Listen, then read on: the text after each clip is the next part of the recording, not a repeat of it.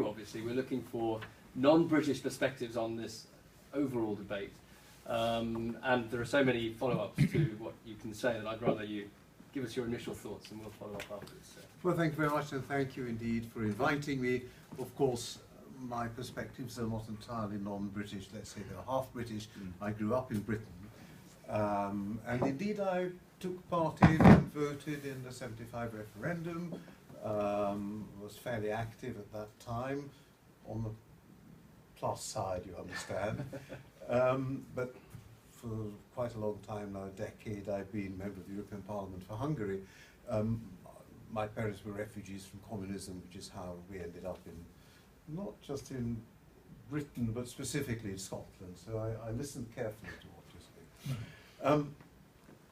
Now, I do therefore have this historical sense of this very extraordinary relationship, if you go back sufficiently far, between, I'll call it the United Kingdom and Europe. If you go back sufficiently far, then you will remember that they simply couldn't believe, I mean, the Labour government in the early 1950s couldn't believe that they meant it.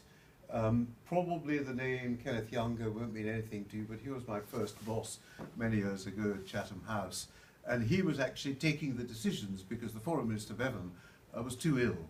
And he said, look, I can't take, this is too big a decision for me to take on my own. And he went to Attlee, and Attlee said, look, I'm too busy with other things. And in a way, it almost went by default. But clearly the response was, this is not for us. We're all in favour of the West Europeans, because it was really an outgrowth of the Brussels Treaty, getting things together. And then, in a way, it was the Relance in '55 which swung things. The idea, I'm thinking of Messina, when it actually turned out they really did mean it. I mean, it wasn't the Foreign Office that sent anybody to Messina, it was the Board of Trade, which in a way is symbolic of the proposition that for Britain, there's always really, this is a trading arrangement. And the small print is there. I'm sure there were many people who read the small print, but when push came to shove, actually, it was seen as an economic agreement.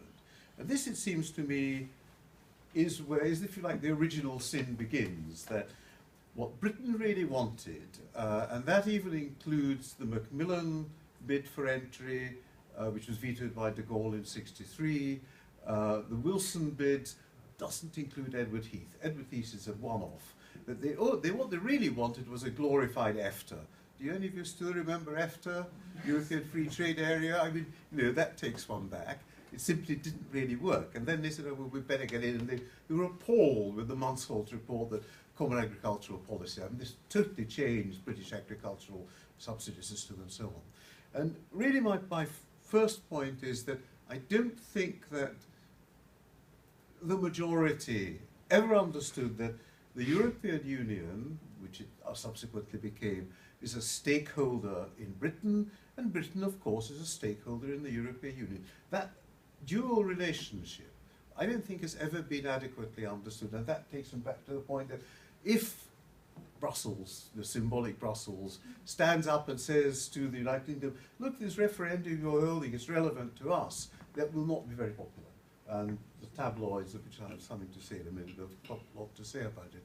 Now, my sort of theoretical point here is that economics can never be divorced from power, because all sorts of forms of power are generated by economic activity. The regulation, which everybody loves to curse, is a form of power.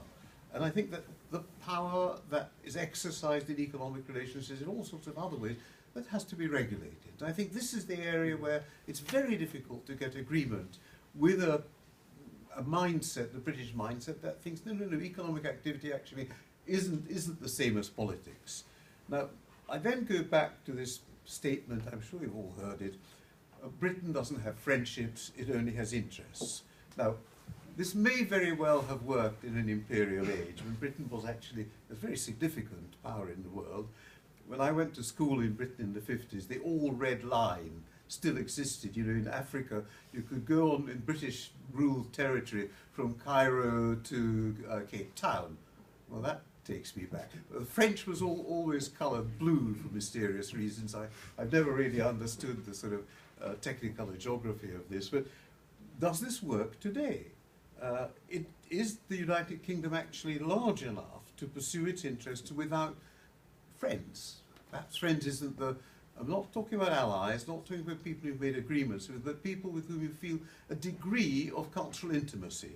And that I see is to some degree there in the United States, but there you have an asymmetry which to some degree we've already referred to. It seems to me that in the European context, Britain never really learned how to be a patron, to sustain a support group, to subordinate this support group, this hypothetical support group, reverse that, to subordinate its immediate interests in the interest of a wider support group. Let me take you back to the British presidency when Blair was Prime Minister, so I guess we're talking 2005. He tried, you may recall, to put together a financial package that would have required the so-called new member states, one of which I represent, we don't like the term new member states, but never mind, to take a 10% cut in the monies that they were receiving. And he was sort of very shocked when the Poles said to him, "Are you completely out of your mind?" Whatever that is in Polish, I can't tell you. In other words, he couldn't see, he couldn't get his head around the proposition that no, they're not going to be pragmatic simply to serve British interests. And that, I think, is a perpetual problem. What I see is that British members, British officials and so on are very, very good at negotiating short-term interests. When it comes to the strategic thinking, I wouldn't say their eyes invariably glaze over, but it has been known to happen. In a way, again, in the broad historical sense, if you think about it, the United Kingdom has a terrible dilemma. Historically, what Britain has always tried to do was to prevent the emergence of a unified Europe. Hitler, Napoleon, Charlemagne, whatever, you can find your own historical antecedents, but it's basically lost in the face of a voluntary union, a voluntary democratic union. I'm not letting out any secrets, but various British Eurosceptics I've talked to make it pretty clear to me that they don't really think that democracy outside Britain is the real thing. Yes, of course, British democracy, or as it used to be, English democracy, a separate issue here about Scotland. But, when I say, but look, democracy also exists 22 miles away, 40 kilometers away. They sort of look at me, sometimes wide-eyed, sometimes skeptically. But I think this is a key issue, that the historical lessons point you in a different direction, and you can't actually really see that, in a way, British interests are served by European integration. A peaceful, democratic, prosperous, etc. continent is very much, I would have thought, in British interest, but then interests are how you define them. They're not objective. The interests are quite clearly very contingent, depending on the circumstances. All these various methods, all these propositions that the European Union has brought into being, for me, actually, I think the most important, but that's to do with my being a Central European, is conflict resolution. The European Union is the most superb instrument of conflict resolution Europe has ever brought into being. Let me give you a Hungarian example. Some years ago, 2008, I think, there's a far nationalist party in Slovakia called the Slovak National Party, the Slovenská národná strana. They published a map of Central Europe on their website in which Hungary had disappeared. It had been gobbled up by Slovakia. I think the Romanians got some of it, possibly the Serbs, maybe the Austrians. I don't now remember the detail. Now, this is in a way an existential threat to the existence of Hungary. Everybody in Hungary laughed. Because this is, well, look, this is absurd in the age of the European Union. We have instruments of conflict resolution. We don't have to take what Slaughter states seriously. He also said he wants to get into a tank and flatten Budapest. I'm not sure that I really go along with him on that one. I quite like the city I was born in and now mostly live in. So what I'm suggesting here is that there are things which are not really very visible, or if they are visible, are not taken very seriously, because they're not relevant to whatever the United Kingdom thinks of itself. Now, here I think I want to point to something else, which is new. It started, as I say, I left Britain in 2004, but it had started in my time. I dated from 1996. This may or may not mean anything to you, but there was a football contest. I think it was called Euro 96. That was the first time that I saw quite large numbers of English flags in London. You know, the St George's flag, red cross, white background. The Scottish flags, the blue background, saltire, they'd been around for a while. Okay, you might say, this is only the football hooligans, but I think it had a broader resonance. At the street level, what began to emerge, and I think is still there, is a certain sense of Englishness, which had sort of got lost in the empire, but is now real.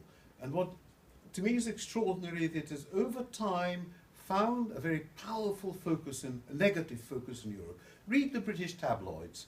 Don't read the British tabloids every day, because it'll make you unhappy. But if you read the tabloids regularly, then you get a constant drip feed of anti-continental, anti-French, anti-German, whoever is the flavour of the day. Propaganda, I think, is the right word for this. Now, this does, over time, change consciousness. People, I think, at the street level, basically think of the continent as a kind of dubious place with people who are hostile to us. And that then feeds into a consciousness which is, I think, acquiring shape, and it's called UKIP. The shape of English nationalism is UKIP. It's an English nationalist party. I did once say, I won't say to whom, that really I don't see any difference in structure, not in content, between Farage and Slobodan Milosevic. It's a comparison that did not go down terribly well, but they're both promoting a certain kind of nationalism. What is again interesting is that there's the rise of an anti-Scottish edge to this English nationalism. That is comparatively new. You might say it's a response, it's a two-way relationship. Let me go on. And this is the issue that you've both raised, and I don't want to go over old ground. On what terms, if there is to be a divorce? Well, I do hear talk, and this is my own committee, the Constitution Committee, we'll have to find a special status for the United Kingdom. We might call it privileged partnership, but the Turks are going to get that, so we can't, something along these lines. In other words, this is the goodwill offer that, okay, you don't want to be inside, right inside the tent, well, we'll set up a little tent for you just outside the big tent, and you can live there. But I fear that it actually may be a bit more acrimonious than that, partly because there have been some suggestions along these lines from the two of you that there will be a loss of, if this Brexit happens, it could happen, I'm not sure that it there will be a loss of prestige for the European Union. Not as acute, I think, as 10 years ago, but I think that still the idea that the European Union is no longer the wave of the future, that somebody could actually want to leave it, let's forget about Greenland for the moment, is, I think, psychologically a major shock. And I think that it will also, again, you referred to this, it will change the internal dynamics within the European Union. There are various options. One scenario is that it will bring France and Germany closer together. We're not going to go back to the days of Adenauer and de Gaulle, the Pax-Paris bond, again, some of you may remember that, but I think that I could see a Paris-Berlin or a Berlin-Paris relationship which will not be burdened by the need continuously to keep looking behind your shoulder. What are the English going to do about this, etc.? I would say all predictions have a question mark over them because of black swans. In a globalized world, there are unexpected shocks coming from all sorts of places. I don't think that 2 years ago anybody would have predicted that Russia would occupy the Crimea. It's a classic example of how it changes the game. Tear up the Budapest Memorandum, bin the Helsinki Final Act, and so on and so forth. This necessarily affects the European Union, and Britain. Will it affect them differently? And I don't know the answer. I think one of the factors that one should look at is continental Euroscepticism. I'm not sure how that responds to a British exit. Maybe they say, how wonderful, you know, let Britain be the leader, but are they then better off without Farage, worse off without Farage? I don't really know. Little questions left over. What happens to the 2 million British pensioners living in various agreeable sunny places? Let me end on that, but just also point to this cartoon which you've put up. Now, this is clearly a reference to Hamlet. But actually, I think it's an error. The Americans don't know Hamlet very well. It's from the International Herald Tribune. It's supposed to be Hamlet giving his great soliloquy. He obviously didn't hold a dog in his right hand. What he did hold was a skull, and that's Yorick's skull. And the line should be, "Alas, poor Yorick, where be your jibes now?" And maybe that's the right place to end. Okay, thank you very much indeed. Now, Tim,